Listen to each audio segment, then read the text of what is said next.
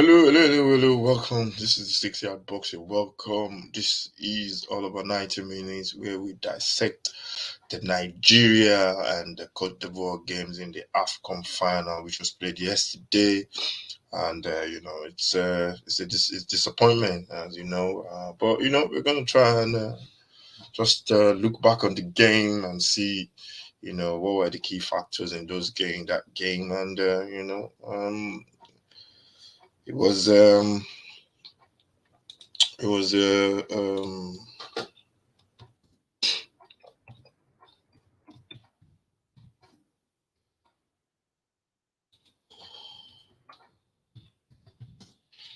was it was very it was one of those situations whereby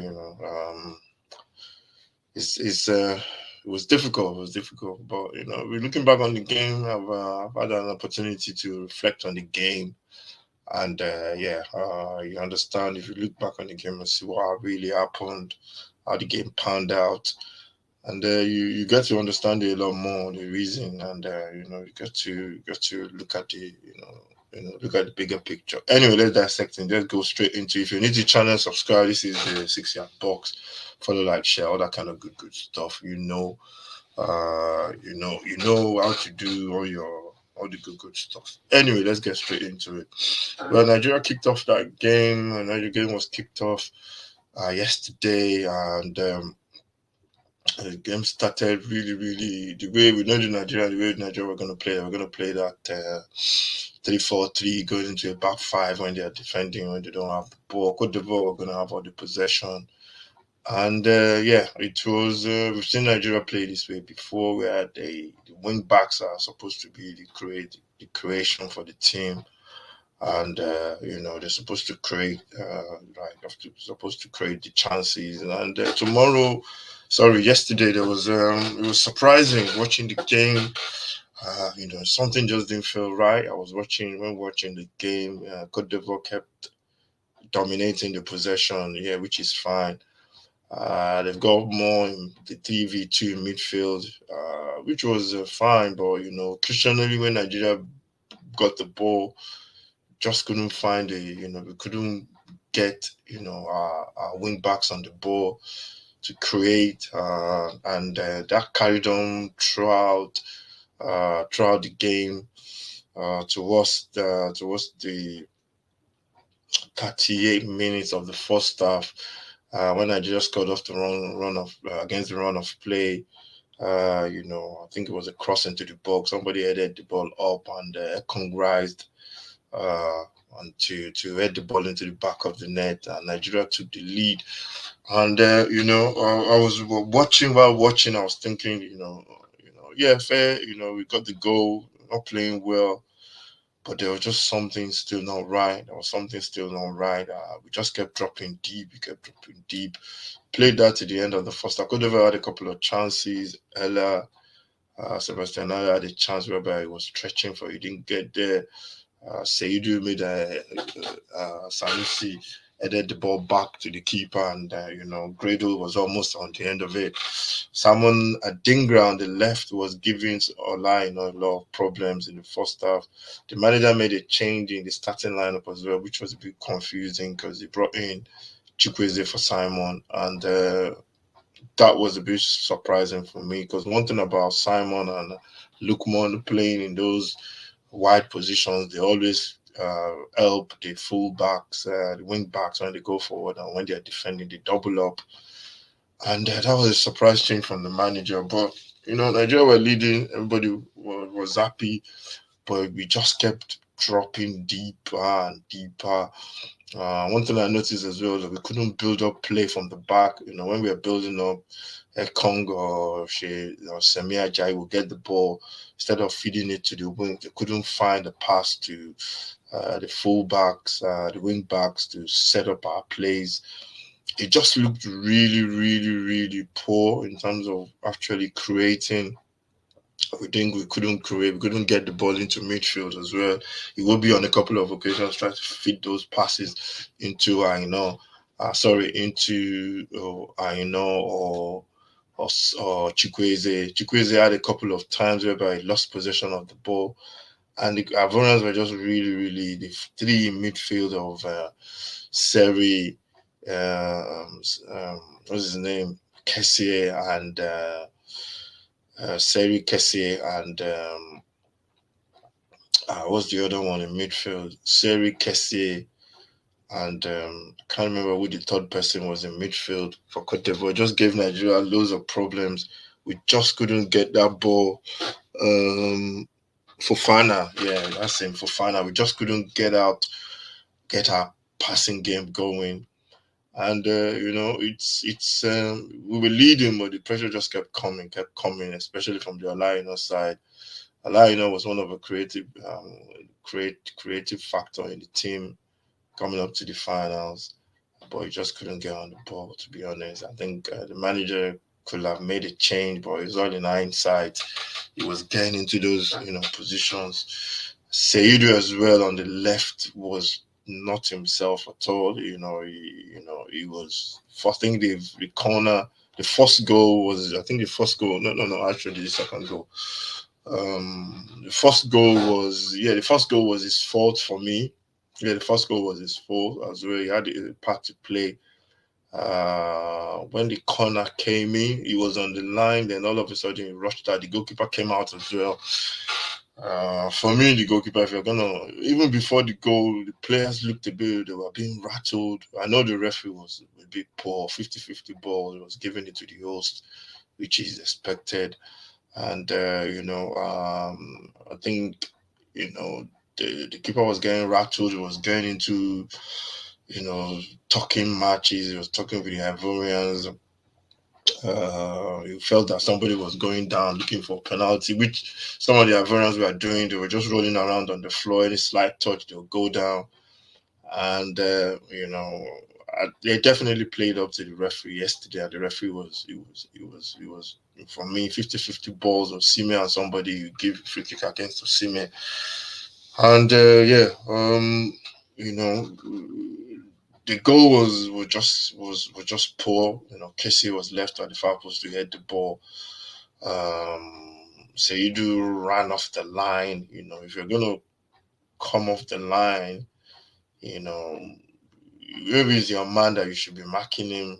I don't know why he left him and he went and stand on the line on the post and then he rushed out and the Casey with the header. And from then on, it was just pressure. Nigeria didn't really react. We reacted for like a couple of minutes, but something was just not right. And you see people looking back and talking about the game. That, Nigeria has been defensive all around. Fair dues, played that formation, but the formation worked all along into the finals. But I think the players didn't execute it yesterday properly. The key areas of the wing backs, they didn't function properly, both defensively and offensively. They didn't play well yesterday, which happens sometimes in football. Um, and after that goal, Nigeria they couldn't come into the game. I don't think we created. I think we had only one shot on target or something. Didn't really create anything at all. Then the manager made a change for me, which I thought, was just the wrong changes. He made a change for, he could have brought on Osai Samuel for Ola, on the right. And then, maybe leave Saidu there. Because the changes for me, he made those changes and he brought on Kelechi and Alazan for what's his name in midfield for it will be midfield. I thought it will be. He's not a creative midfielder per se for me. He's more of a 10, getting into the box. That's what Nigeria needs to fix, I think. But he tried his best. He tried his best. But the key thing is the wing backs. We needed to rotate our wing backs, especially getting into the second half of that game. We needed to rotate the wing backs, but that's where the creation comes. So if we don't have four good wing backs that can go up and down, there's no point playing that system because it takes a lot from the wing backs because that's where the creation comes from. The two in midfield are going to be isolated. And the ball just gets. So we made those changes, and if you watch for the second goal, For the second goal, when the cross, I think the first goal was Seidu's for, was it the one that he chested down? The guy took a shot, went in for corner, and then they scored for me. Seidu for the first one, chesting the ball in the box, whereby you just need to clear it. For the second goal, from the left hand side, uh, Samuel Adingra was kept, he's been doing it to Olaino. Olaino couldn't get forward. But if you look at that goal, for that second goal, Kelechi was playing on the left, and when he came on, he didn't help Olaino out at all. He didn't help him out because normally if that was Simon, if that was what's his name, um, um, what's that guy's name? If that was Lukman, if you watch him, he tracks back a lot. He goes up and down and he helps the fullback. If that was Lukman, he's tracking back with Ola, and they would have doubled up on Samuel Adingra and maybe stop the cross. Another thing I noticed yesterday, Ola, looks like he was looking at the bench. He looked like he was not comfortable or something. I don't know what was wrong with him. He was just getting tired. And if you watch when the cross comes in, he tries to block the cross with his left leg instead of his right leg. Because I don't know, can you if that's possible to block the ball with your left leg when you're running and stretch out your left leg to block the ball.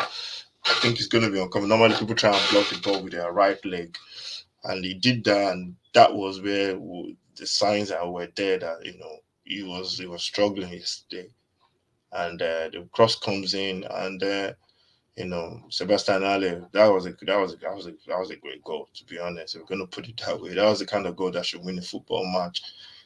Maybe Ekon could have get closer to him, but in your front post there, getting to the front post, that was a poor goal. So it was just poor from everybody from one situation to the other, and yeah, I think that's basically making that change. Basically, just I knew the manager was trying to change everything, change the formation, and trying to affect the game, but it was still 1-1 then, I think. And yeah, it was a goal, and from then on, the manager was just trying everything, train players on, making changes, and Cote d'Ivoire, they're just playing to the time. Nigeria had a couple of chances, which was blocked from Kelechi, and I think it's it's it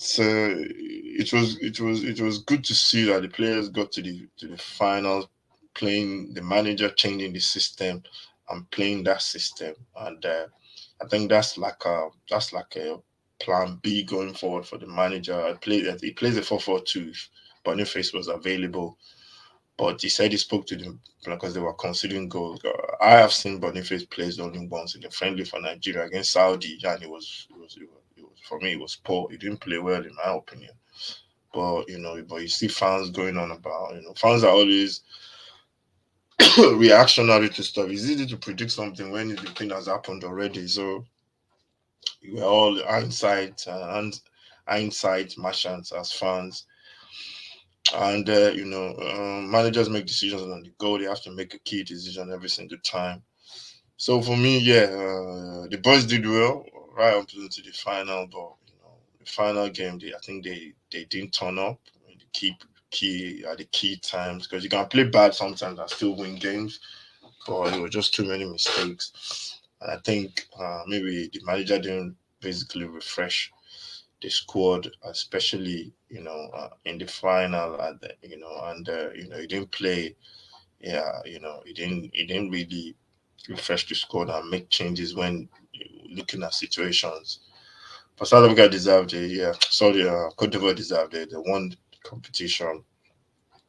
And in terms of the manager, for me, on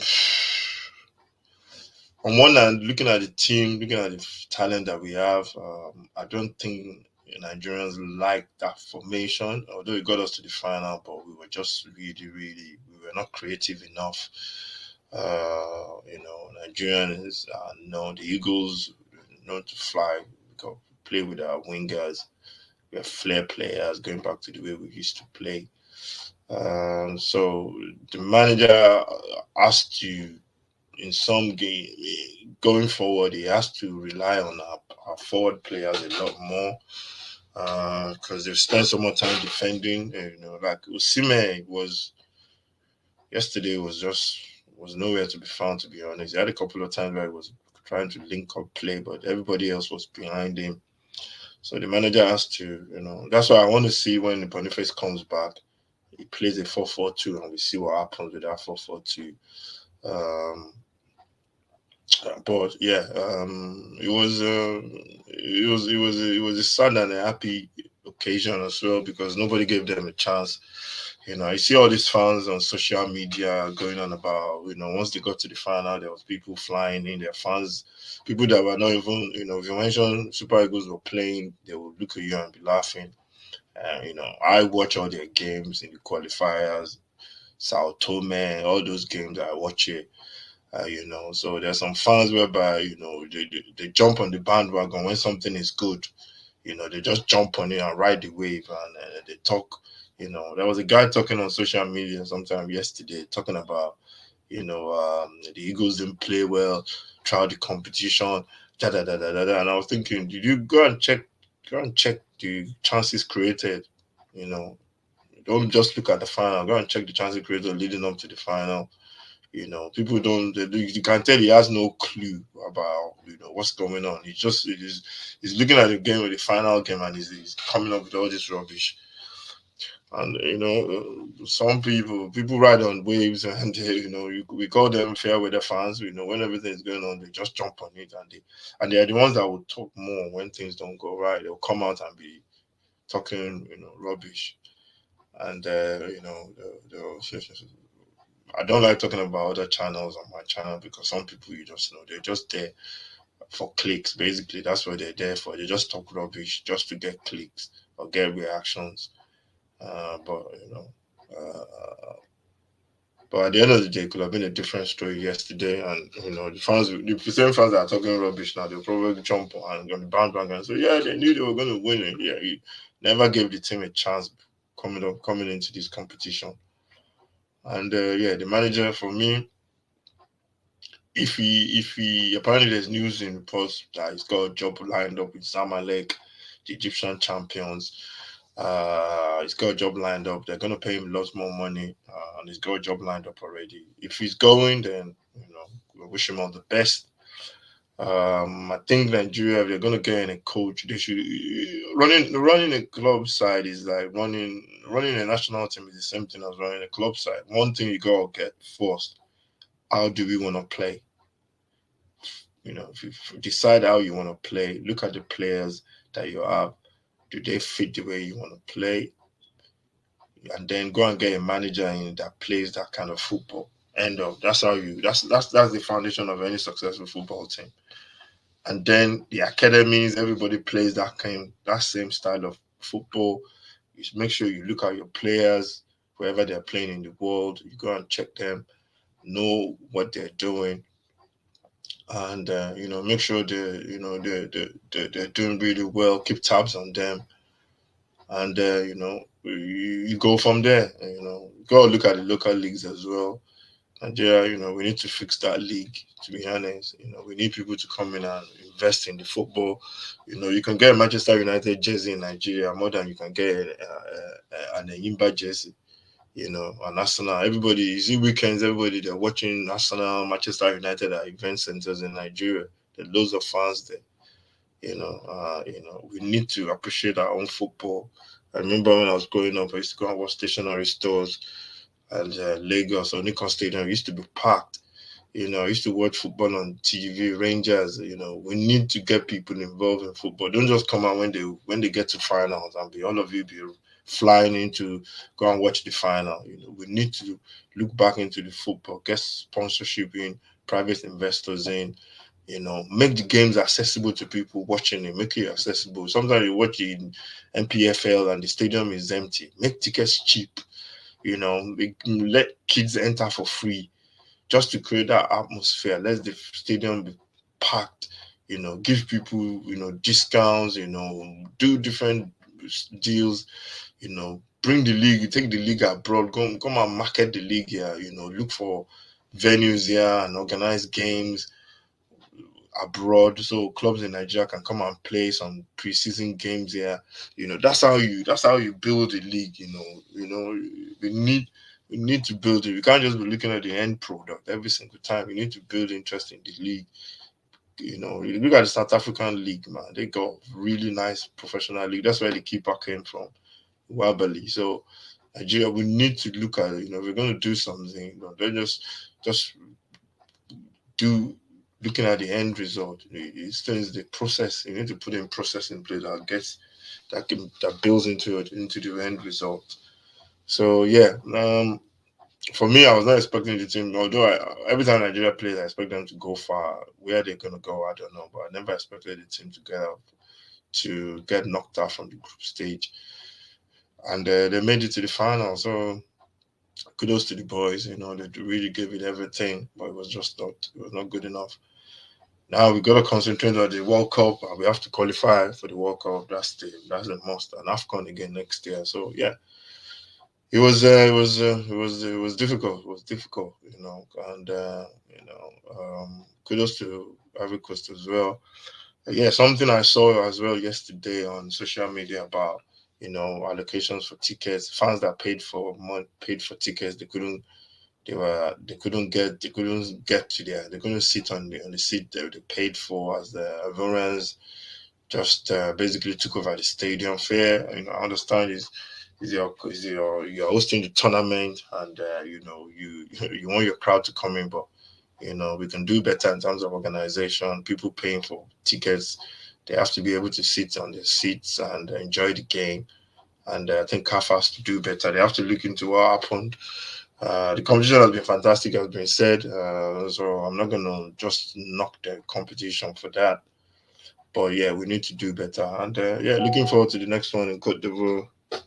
And looking forward to the next one in Morocco next year. I know feeling Nigeria will build on this.